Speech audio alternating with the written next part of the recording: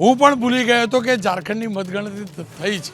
ઝારખંડની અંદર પણ પરિણામો છે. 81 બેઠકની વિધાનસભા અને જેએમએમ પ્લસ કોંગ્રેસ સાથે મળીને 56 બેઠક ઉપર આગળ છે. 56 બેઠક પ્રચંડ બહુમત છે. બીજેપી પ્લસ 24, અધર 1 છે. અને જે એનું બાયફર્કેશન આપણે કરીએ ઝારખંડનું, તો જેએમએમને 34 બેઠક છે, બીજેપી 21 બેઠક, આઈએનસી 14 બેઠક એટલે કે કોંગ્રેસ 14 બેઠક, આરજેડી 4 બેઠક, સીપીઆઈ 2 બેઠક, એટલે કે ભારતીય જનતા પક્ષને ધાર્યા પરિણામ ઝારખંડથી મળ્યા નથી. પણ મહારાષ્ટ્રમાં એટલો પ્રચંડ વિજય હતો કે ઝારખંડની ચર્ચા થઈ નથી. અને ઝારખંડમાં છેલ્લા 2 વર્ષમાં મહારાષ્ટ્રમાં થયું તેના કરતાં પણ વધુ રાજકીય ઉથલપાથલો થઈ છે. ઝારખંડમાં મુખ્યમંત્રીને પણ જેલમાં પૂરવામાં આવ્યા હતા. અને એ જ ઝારખંડના પરિણામો ભારતીય જનતા પક્ષની ગણતરી કરતાં વિપરીત આવ્યા છે. એનાથી પણ વિશેષ તમામ એક્ઝિટ પોલ કરતાં પણ વિપરીત આવ્યા છે. શું કારણ? બધો જાદુ મહારાષ્ટ્રમાં ચાલે અને ઝારખંડમાં ના ચાલે? વિકાસવાળું વાત પણ ઝારખંડમાં ના ચાલે? ના, આમાં સ્પષ્ટ આપણને દેખાય છે કે જે રીતે ઓવરઓલ પરફોર્મન્સ જો ભારતીય જનતા પાર્ટીનું જુઓ તો તમે રાજસ્થાન જુઓ, આજે ગુજરાતની અંદર તો એની ચર્ચા ખાલી ઝારખંડની પહેલાં કરી લઈએ. હું એના પર જ આવું છું કે ઓવરઓલ જે છે એ બધી જગ્યાએ પ્લસમાં છે.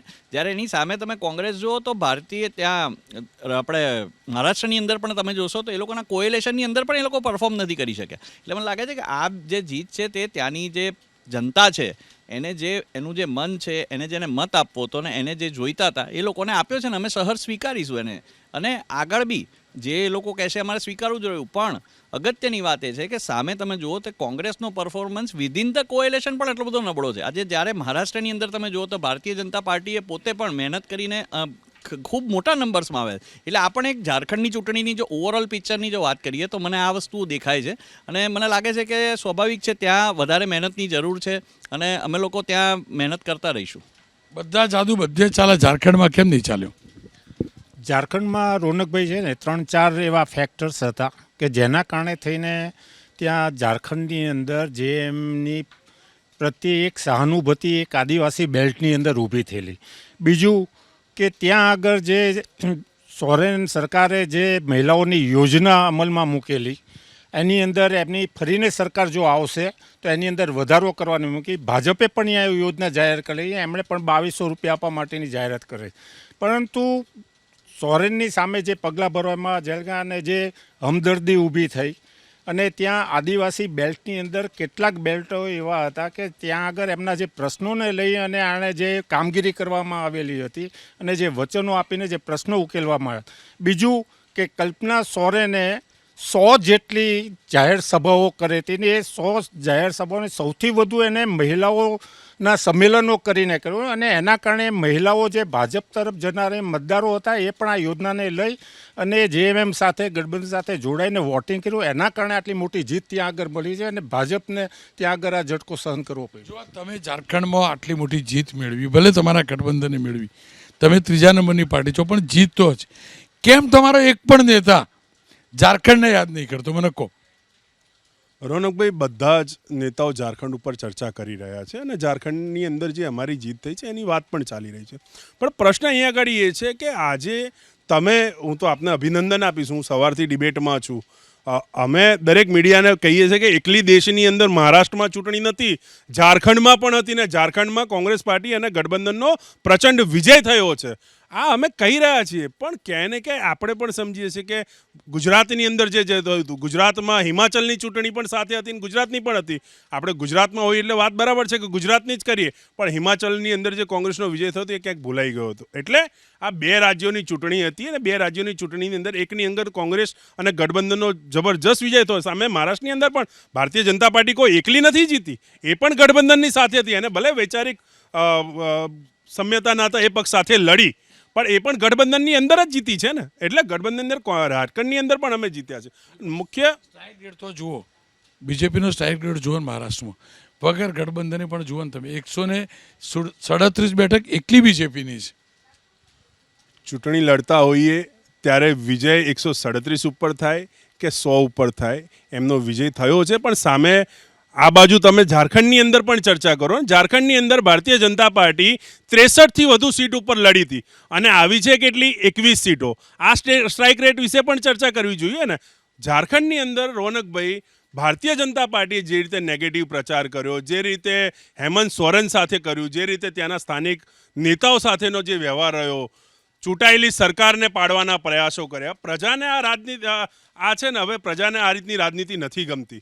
એનું ઉત્તમ ઉદાહરણ ઝારખંડે આપ્યું છે કે તમે જે નેગેટિવ રાજનીતિ કરી એનો તમને જડબા સલાક જવાબ ત્યાં પણ મળ્યો છે. મહારાષ્ટ્રની અંદર 100% એમનું પરફોર્મન્સ સારું છે, પણ એટલું જ ખરાબ પરફોર્મન્સ એમનું ઝારખંડની અંદર હતું. હમણાં ભાજપના પ્રવક્તા કહેતા હતા ને કે કોંગ્રેસનું જો કોંગ્રેસ, આમાં મૂળ વાત કઈ આપણી ગુજરાતીમાં કહેવત છે કે મીઠું મીઠું ગપ ગપ, કડવું કડવું થૂ થૂ. એટલે જ્યાં કડવું લાગે છે એમને થૂકવું છે ને મીઠું ખાઈ લેવું છે. આ તો નહીં ચાલે ને રોનકભાઈ. જ્યાં તમે મહારાષ્ટ્રમાં ભૂલ કેવી કરી? આપણા ગુજરાતનો વિરોધ કરવાવાળા લોકોને તમે જોડે બેસાડે. તમે જાણો છો કે મહારાષ્ટ્રમાં કેટલાક ગુજરાતી છે, મુંબઈમાં કેટલાક ગુજરાતી, માલેગાંવમાં કેટલાક ગુજરાતી, ધુલિયામાં કેટલાક ગુજરાતી, નંદુરબારમાં કેટલાક ગુજરાતી, થાણેમાં કેટલાક ગુજરાતી, નાસિકમાં કેટલાક ગુજરાતી, અને ગુજરાતીનો વિરોધ કરે એવો પક્ષ તમે સાથીદાર બનાવો તો પછી આ જ થાય ને. પછી ગુજરાતની તો ચર્ચા મહારાષ્ટ્રની જ કરે ને. હું પણ તો મહારાષ્ટ્રની, હું ગુજરાતનો દીકરો છું, કેમ મહારાષ્ટ્રની ચર્ચા ના કરું? શિવસેનાના શિંદે ક્યાંથી આવ્યા હતા? શિવસેનામાંથી જ આવ્યા ને. એ તો શિવસેનાનું સિમ્બોલ લઈને અને વિરોધ કરવામાં સૌથી પહેલાં ગુજરાતી અથવા તો બીજા કોઈનો વિરોધ કર્યો તો શિવસેનાએ કર્યો હતો, અને શિવસેના સાથે તો એમના સરકાર ચલાવી છે.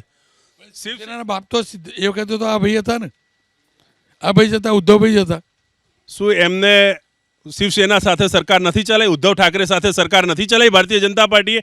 જે તમે આજે ગુજરાતીની અસ્મિતાની વાત કરો, ગુજરાતીઓના વિરોધની વાત કરી રહ્યા છીએ આપણે, તો શું ગુજરાતીઓના વિરોધ કરવાવાળા સાથે એમને સરકાર નથી ચલાવી? મારા વખતે આખા નિવેશ વિરોધનો જાજો વિરોધ નતા કરતા મોટા ભાઈ, નતા બોલી શકતા, બીજેપી જોડે હતા એટલે. રોનકભાઈ, જે વિરોધ, જે શબ્દો ત્યારે બોલાતા હતા એ શબ્દો આજે પણ શિવસેના ત્યાં આગળ બોલી રહી છે. MNS શું છે? MNS તો ગુજરાતીઓ અને ઉત્તર પ્રદેશીઓ સાથે જીરો જુઓ, મીંડું. એ તો હવે ચૂંટણીના પરિણામો છે, જે આવે એ હાર સ્વીકાર્ય, પણ જે આવે એ.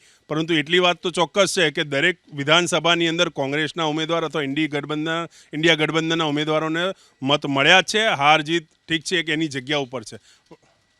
ખેર, ઝારખંડમાં તમારી જીત નથી થઈ, કદાચ હાર થઈ છે એમ કહું તો પણ ખોટું નથી. રોનકભાઈ, સૌપ્રથમ તો ઝારખંડમાં જેએમએમ અને કોંગ્રેસ ગઠબંધનની જીત થઈ છે એને હું અભિનંદન આપું છું.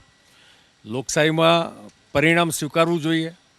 કોંગ્રેસે આ શીખવાની જરૂર છે કે જ્યારે બી હાર થાય ત્યારે એ હાર સ્વીકારતા શીખવાની એક ટ્રેનિંગ લેવાની જરૂર છે.